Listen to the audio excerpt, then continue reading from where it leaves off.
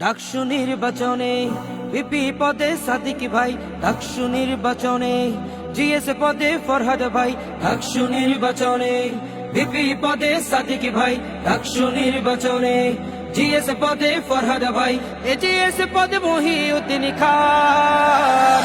এই প্যানেলটি জয়ী হলে ভাই থাকবে সুলাইমান, শিবির প্যানেল জয়ী হলে ভাই থাকবে সুলাইমান, শিবির প্যানেল জয়ী হলে ভাই থাকবে সুলাইমান, শিবির প্যানেল জয়ী হলে ভাই থাকবে সুলাইমান।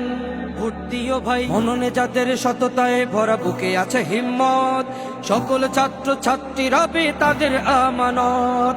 ও